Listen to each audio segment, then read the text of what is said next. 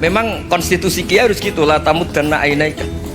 Kenal orang lebih tinggi itu kan resiko. Misalnya saya Kiai Deso, mungkin punya carry tua sudah seneng, punya kijang tua sudah seneng. Gara-gara kenal Pak Wahid naik Camry, waduh kok saya kalah itu. Kenal orang itu kan resiko. Mungkin dosen-dosen sini kalau kenal saya di Rembang juga resiko. Di sini gak ada cium tangan, melihat saya di sana, wah gak enak jadi dosen. Jadi memang harus dibatasin.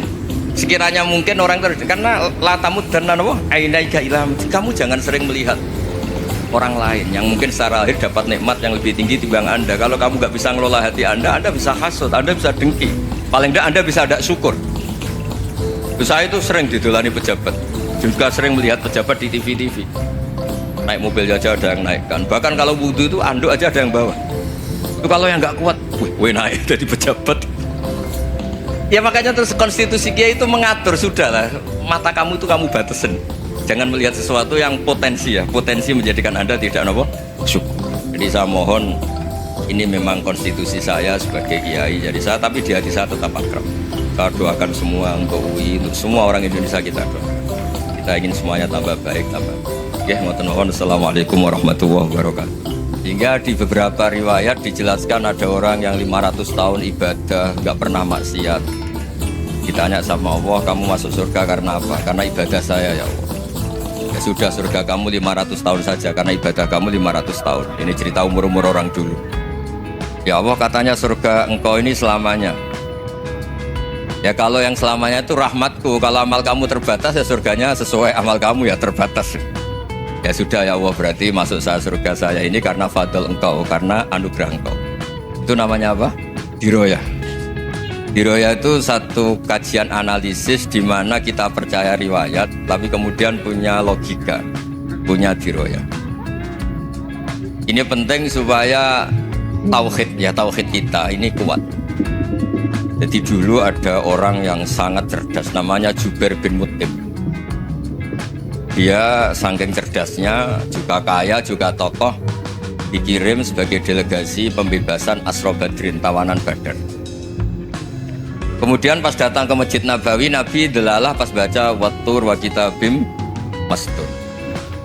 Sampai pada titik Nabi baca am khuliqu min ghairi syai'in am humul khaliqun.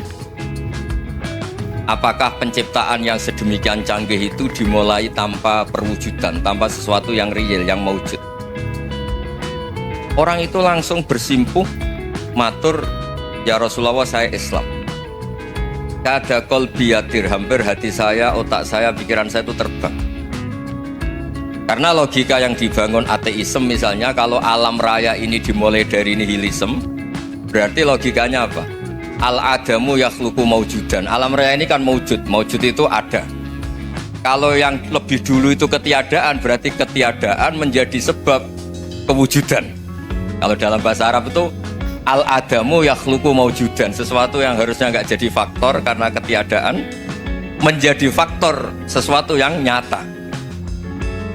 Itu kan nggak masuk akal. Ya, kalau alam raya ini ada al-adam sing yasbiqu maujudan, berarti alam raya ini al-adamu yakhluqu maujudan, sesuatu yang tidak ada menciptakan yang ada. Dengan logika itu terus kita ngaji, diajari sama guru-guru kita, sifat dasar Allah itu maujud, Allahu maujudun qadimun, terus masuk. Yang harus distatuskan pertama dari Allah itu apa? Maujud, wujud. Karena dengan wujud ini layak menjadi penyebab adanya alam raya ini. Sehingga ketika kita menolak paham nihilisme atau ateisme, paham tanpa Tuhan, tanpa pencipta awal, kita punya diroyah bahwa tidak mungkin ketiadaan ini menjadi sebab perwujudan alam raya ini, yaitu am khuliqu min ghairi syai'in. Masa alam raya ini diciptakan tanpa sebab yang nyata, yaitu wajibil wujud. Siapa itu? Allah Subhanahu wa ta'ala. Begitu juga menyangkut sholawat. Orang boleh beda pendapat tentang redaksi sholawat. Ada yang sholli ala Muhammad, ala Sayyidina Muhammad, Nabi Muhammad, monggo lah, masalah redaksi saja. Tapi setelah dianalisis, Nabi itu Pak Rektor jadi Nabi setelah Nabi Isa saking dihormatinya sampai dituhankan. Juga jadi Nabi yang ada cerita masih hangat, orang Yahudi itu bunuh Nabi. Jadi yang satu mendudukkan Nabi sedemikian tinggi sampai kayak Tuhan, yang satu menjatuhkan Nabi sedemikian rendah sampai dibunuh. Kayak apa susahnya jadi Nabi Muhammad SAW. Kemudian dengan gampang Hadaddin agama ini bikin syariat yang bernama sholawat. Redaksinya monggo lah sesuai tradisi masing-masing. Allahumma sholli ala Muhammad, Allahumma sholli ala Sayyidina Muhammad, ala Nabiyina Muhammad, monggo lah. Tapi yang jelas redaksi ini kalau didiroyah dikaji, Allahumma itu Tuhan, Tuhan itu pemberi. Wa Muhammadun wa in jalla qadruh abdun min ibadi. Muhammad apapun tinggi derajatnya tetap berstatus hamba. Sehingga agama ini terjaga oleh syihotus sholawat. Agama ini terjaga oleh redaksi sholawat, yaitu Allah tetap pemberi sebagai Tuhan yang gak tersaingi, la syarikalah. Rasulullah Muhammad wa in jalla qadruh, apapun prestasinya, bisa mi'raj, bisa apa saja, tetap seorang hamba yang butuh muhtajun ila rahmatih. Jika redaksi Allahumma sholli ala Muhammad ini mengukuhkan yang Tuhan tetap Tuhan, hamba pilihan tetap hamba pilihan. Tentu dengan redaksi ini kemudian kita mendudukkan Nabi benar-benar posisi terhormat, yaitu orang yang paling berhak dapat askat tahiyat, mendapat penghormatan Allah paling tinggi, yaitu Rasulullah Muhammad SAW. Dan itu diulang-ulang oleh Allah. Subhanalladzi asra bi abdi. Status hamba ini diulang. Lagi-lagi ini bernama diroyah. Bernama apa? Contoh ketiga misalnya fihi ayatum bayyinatum maqamu Ibrahim. Dulu orang Yahudi itu ada diskusi masif. Syaratnya Nabi itu mbah-mbahnya harus Nabi, harus keturunan Nabi. Kemudian semua Nabi rata-rata di Palestina, di Syam. Lalu Muhammadnya asal-usulnya dari mana? Tahu-tahu orang Arab kok Nabi, padahal orang Arab itu dulu jahiliyah. Alhasil terus diceritakan bukti Muhammad ini turunan Ibrahim adalah ada jejak kaki Nabi wa Ibrahim di dekat apa? Ka'bah. Fihi ayatum bayyinatum maqamu Ibrahim. Kalau Nabi Ibrahim pernah di Mekah, artinya beliau pernah meninggalkan turunan yang di Mekah. Itu bernama Nabiuna Muhammadun sallallahu alaihi wasallam. Itu disebut fihi ayatum bayyinatum maqamu Ibrahim. Nah, itu namanya diroyah. Diroyah itu satu perilaku keseharian kita beragama, kemudian tahu logikanya. Yang keempat misalnya mangkana yu'minu billahi wal yaumil akhir falyukrim apa? Jaro. Orang yang iman karena Allah dan Rasul maka memuliakan tetangganya. Andaikan pakai hukum sosial, tentu kalau tetangga kita baik, kita baik. Kalau kurang baik kok kurang penggawean kan gitu. Tapi dulu itu pernah ada seorang ulama itu dibully ya, dikerjain sama anak muda tetangganya. Pak Kiai datang ke rumah saya, orang ini datang. Kemudian setelah di rumahnya, saya tidak jadi butuh sama Pak Kiai, silahkan pulang. Itu Kiainya senyum menikmati. Dan itu terulang 3 kali.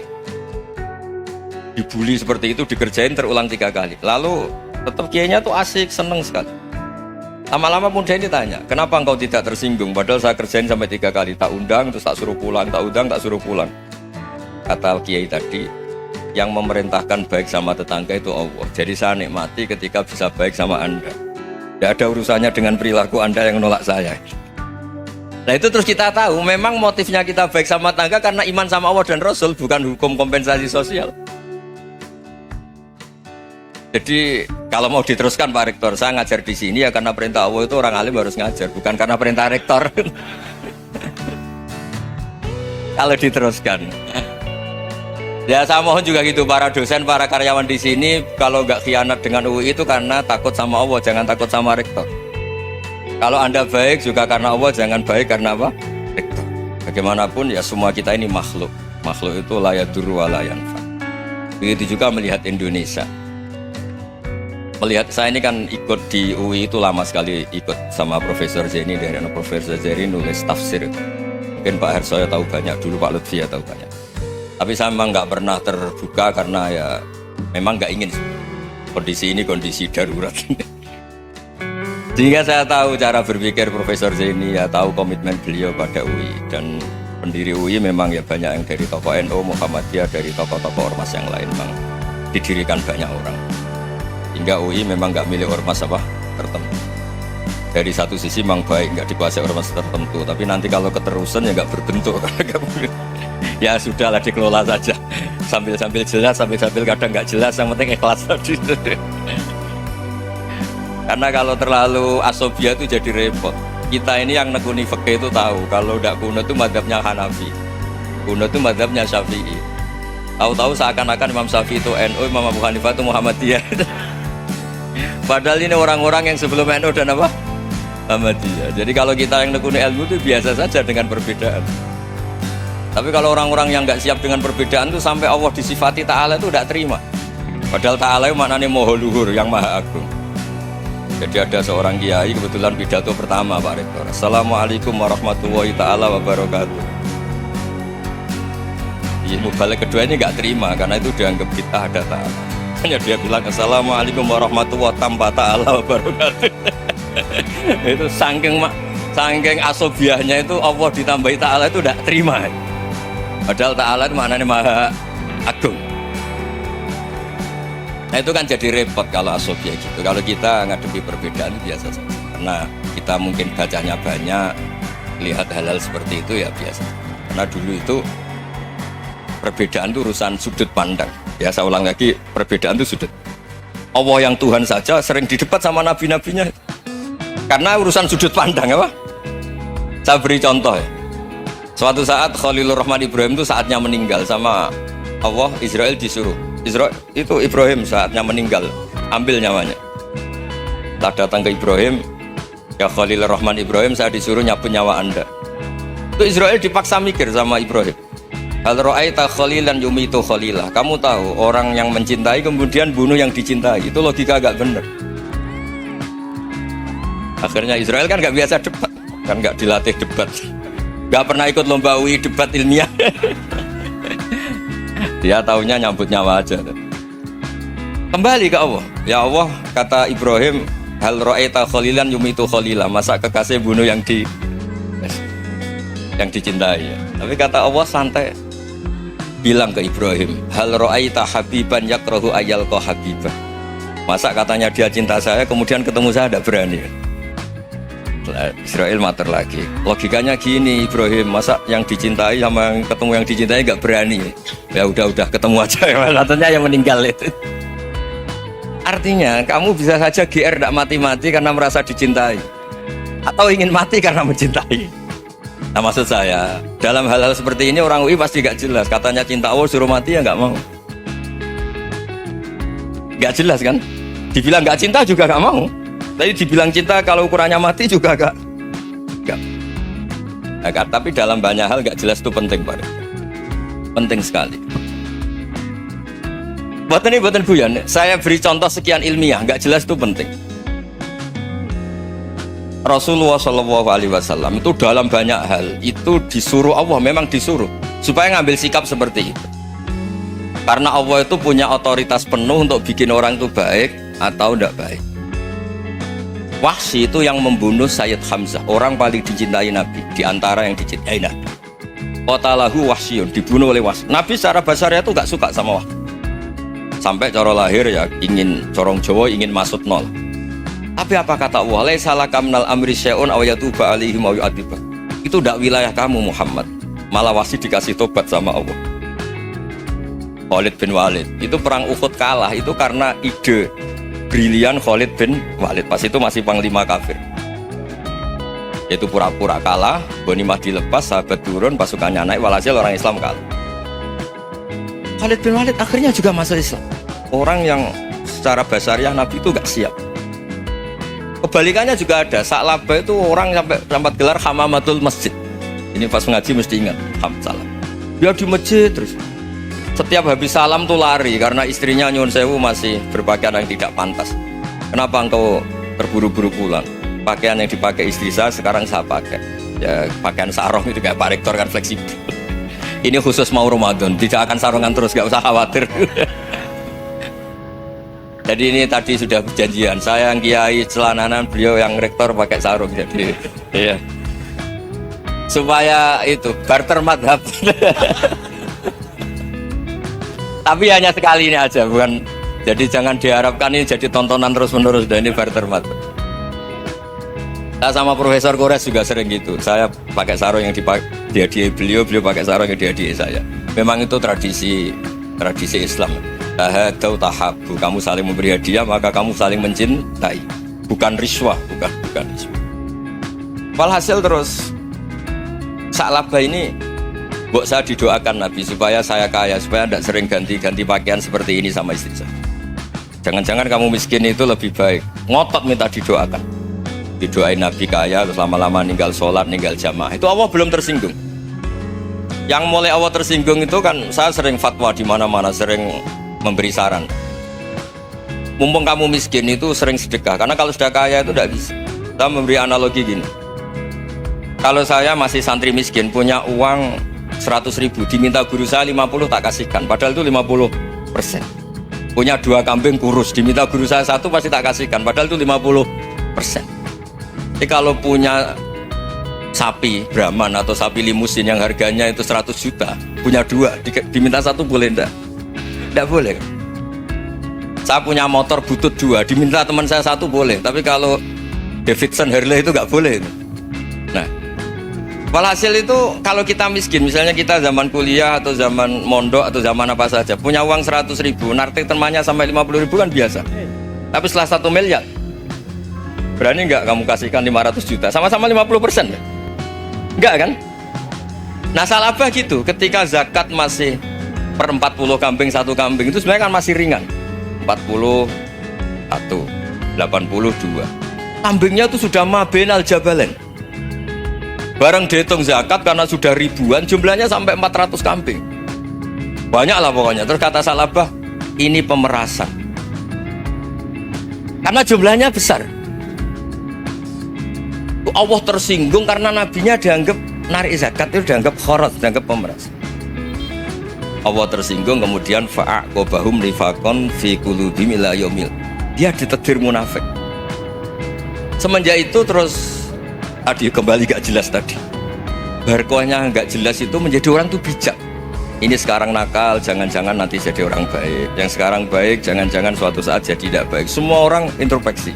Gak ada jaminan kalau kita sekarang baik akan baik terus. Gak ada jaminan kalau kita sekarang buruk akan buruk terus. Sehingga terus banyak kiai-kiai bijak tuh memang lahirnya gak tegas. Tapi gak tegas itu yang menjadikan bijak. Karena sama-sama mungkin. Itu yang disebut laisa laka minal amri syai'un aw yatuba alaihim wa yu'adzibum, itu tidak wilayah kamu. Ketika Allah mengomentari orang munafik juga wa yu'adzibal munafiqina insya'a aw yatub. Bisa saja ada yang disiksa, bisa saja ada yang dikasih tub. Karena pola yang kita analisis itu semuanya menurut kita, bukan menurut kemaslahatan orang apa. Saya punya sekian contoh cerita. Orang yang sowan kiai baik-baik, mungkin bawa gula atau salam tempel, tidak tahu lah. Itu tidak mesti jadi wali. Tapi Kalijogo yang kenal Sunan Bonang itu kenalnya itu karena ingin begal. malah jadi wali deh. Tapi tidak usah dicoba. Umar itu nyari Nabi itu mau dibunuh, tapi malah tobat jadi orang baik. Jadi ini penting ngaji ya, supaya yang tidak tegas itu, tidak jelas itu kadang baik. Nah termasuk saya juga termasuk dia yang milih tidak jelas. Saya sering gojol gini, Fajar Hadili ini murid-murid saya sering saya gojol. Kalau semua sistem pendidikan kayak kampus, kayak UI, kayak UIN semuanya, itu sistem yang bagus karena tertib, jam kuliahnya jelas, mata kuliahnya jelas. Kalau di pesantren itu Pak Arso itu gak tertib, tapi justru itu enak, ketemu di jalan orang berani tanya. Nah ini kalau mbak-mbak misalnya menstruasi, mau belajar haid nunggu semester berapa baru tahu. Itu bisa sekian tahun gak sholat karena nunggu pelajarannya baru diterangkan. Mau haji juga gitu, nunggu mata pelajaran haji. Kalau nggak jamnya, nggak mau dosennya ngajar. Ya, kalau kiai kan nggak, ketemu di jalan tanya, dijawab. Jam berapa juga dijawab. Artinya Indonesia itu berkah, ada sistem kampus yang tertib. Ya semoga termasuk tertib gajinya. Tapi tertib gajinya itu juga sebenarnya rugi. Saya sering ada pegawai negeri Gus, tolong doain saja di PNS enak jadi. Gajinya tetap. Kata saya nggak mau kalau gaji saya tetap. Kok bisa Gus, enak tiap bulan mesti dapat gaji. Kalau tetap nggak naik-naik kata saya. Kalau kiai gajinya nggak tetap, tapi di atas yang tetap kata saya. Artinya Indonesia itu berkah. Kalau semuanya pakai sistem pendidikan setertib ini, orang mau tanya khaid ya nunggu pelajaran khaid. Bab haji ya nunggu pelajaran haji. Tapi kalau ketemu kiai itu enggak. Ya semuanya, saya pernah di pasar, Gus, mau tanya apa? Anak saya sih keluar darah terus gini-gini. Padahal biasanya khaid hanya 7 hari gini-gini. Ya sudah, kembalikan ke biasanya, rudat ilal adat. Itu enggak usah sowan ke rumah. Juga enggak registrasi dulu, enggak daftar dulu. Ya ini tidak nyindir cerita saja supaya ini bukti koalisi beneran. Jadi saya yang kiai nggak tertib jam, koalisi sama yang tertib jam. Jadi kalau semuanya sistem kampus, nanti pertanyaan itu tidak bisa on time, tidak bisa setiap saat. Makanya Indonesia itu berkah. Kiai-kiai yang alim yang di jalan-jalan banyak, juga kiai yang di kampus dokter-dokter fikih banyak, yang nekuni ilmu umum ya banyak, macam-macam. Itu masalah itu kalau saling mengadili itu baru masalah. Misalnya kiai ngeluh nggak enak jadi kiai, tidak punya gaji tetap, yang dosen ngeluh nggak dicium tangannya. Karena memang unik Indonesia itu. Kalau guru fikih kok dosen itu tetap nggak dicium tangan. Karena pikirannya anak-anak itu sudah bayar disuruh nyium. Itu kayak di alam sadar tuh gitu. Kalau kiai itu kan anak-anak gak bayar itu. Ya opanya cium tangan itu. Makanya kalau kiai tidak keramat bisa mati karena cium tangannya doang itu bisa mati itu kiainya. Ya ini cerita supaya saling menghormati saling.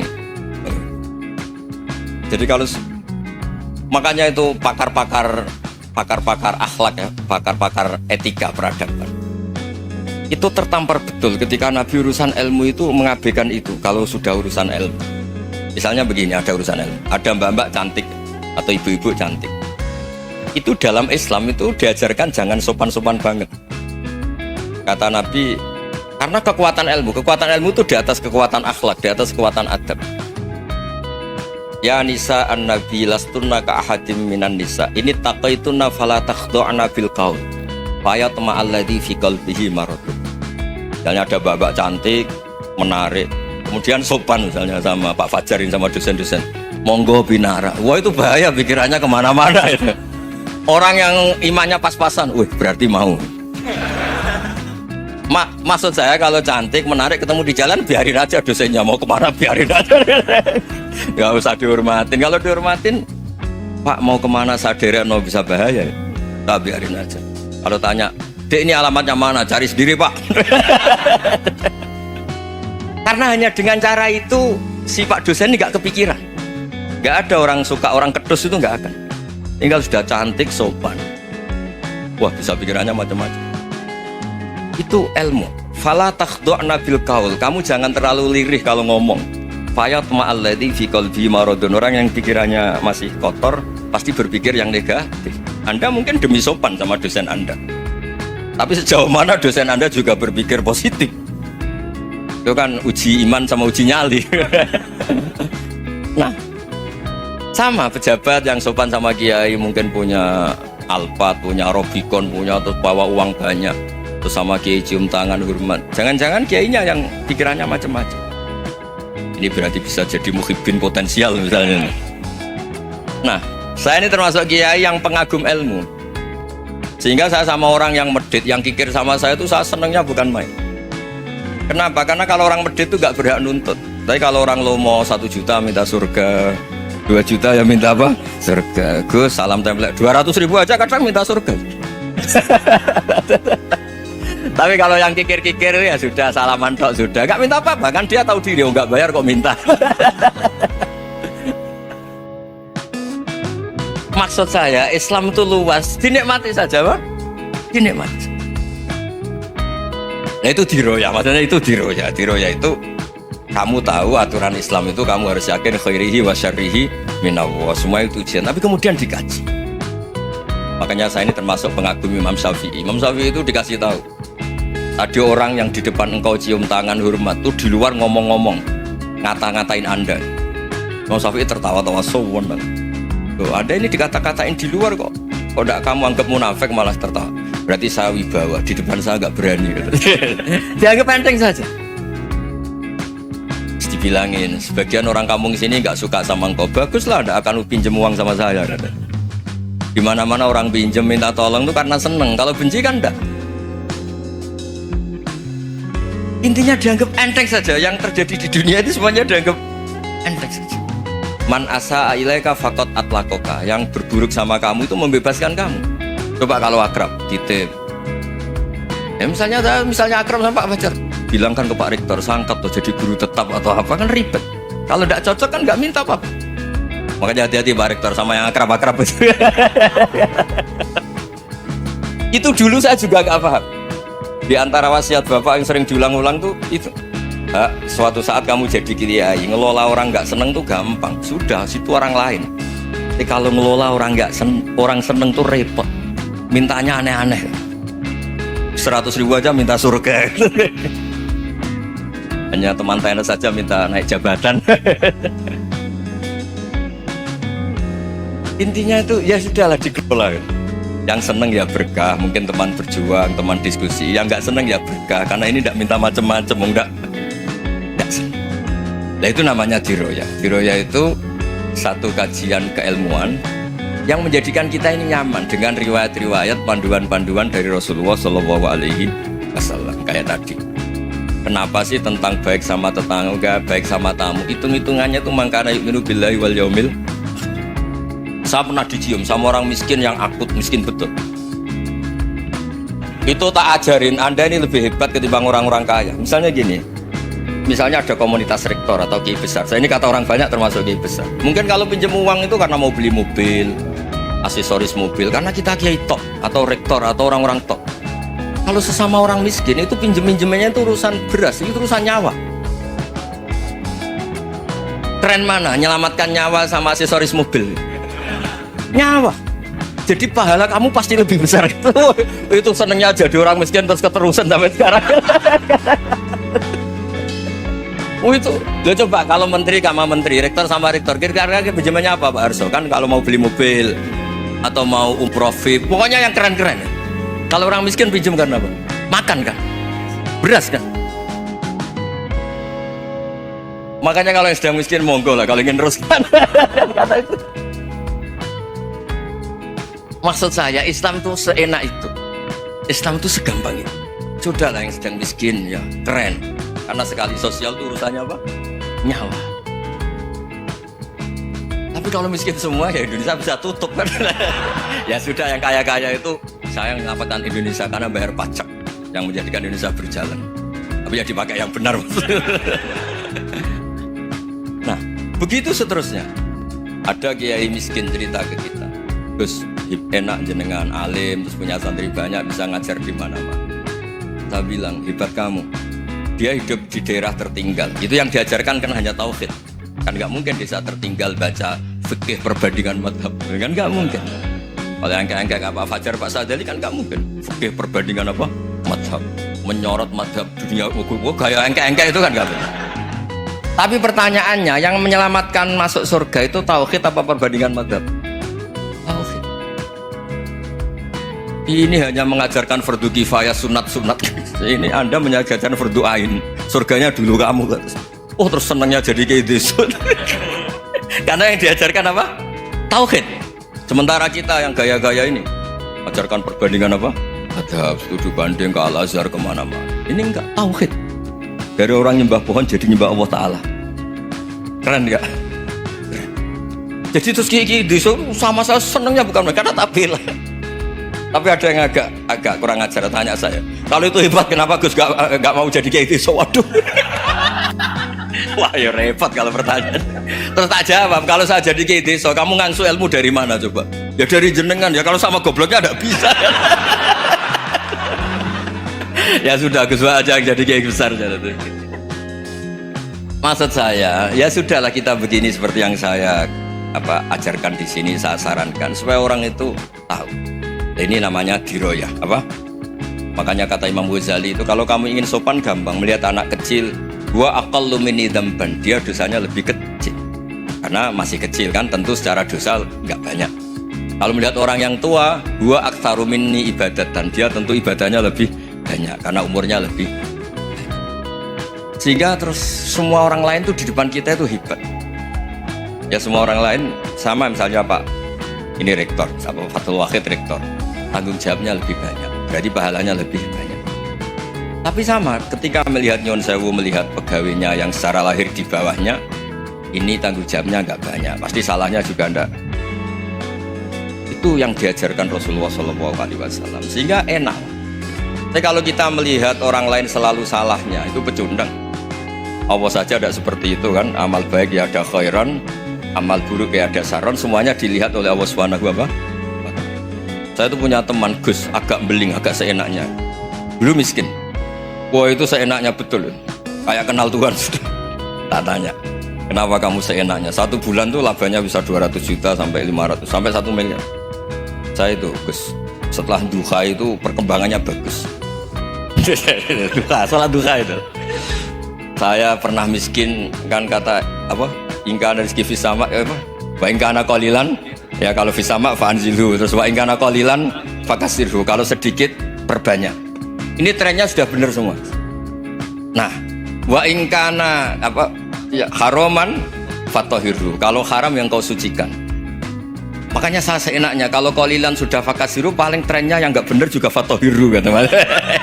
Dia yakin kalau yang nggak benar-benar sudah disucikan Allah, karena yang lain-lain sudah dari miskin sudah kaya, qalilan sudah fakasiru, paling yang haroman juga sudah fatohiru gitu. Tak tanya, lah kamu kok tahu? Polanya sudah ada Gus, karena sang qalilan. Kamu sembrono sama Tuhan kok begitu kan? Tapi apapun itu seneng saya. Seneng saya sering salah teh, makanya saya mohon yang sekarang miskin, sedang miskin itu ya ndak usah nyesal banget-banget. Kalau ingin kaya monggo lah, namanya orang juga ingin. Ya, tapi Anda harus bangga. Sosial antar kalian adalah urusan nyawa dan itu pahalanya luar biasa. Supaya kita, nah yang kaya-kaya juga boleh GR lah karena pembayar pajak. Dan itu bisa menyelamatkan apa? Indonesia Raya. Begitu seterusnya. Itu yang diajarkan Nabi, antawadhu hatta la yabghiya ahadun ala ahadin. Kamu semua harus tawadhu sehingga antar kalian tidak saling apa? Tidak saling tidak sopan, tidak saling liar, tidak saling mendolimi. Termasuk tadi sikap gak jelas tadi. Orang dolim yang sekarang dolim bisa saja tobat, yang sekarang soleh bisa saja nanti. Semuanya tuh mungkin. Kita diajari ya muqallibal qulub tsabbit qalbi ala din. Jadi keliru kalau kita dalam banyak harus tegas, gak mesti. Al halalu bayyinun wal haramu bayyinun. Tapi ada wa bainahuma umurun mustabihat. Ada yang wilayahnya itu abu-abu.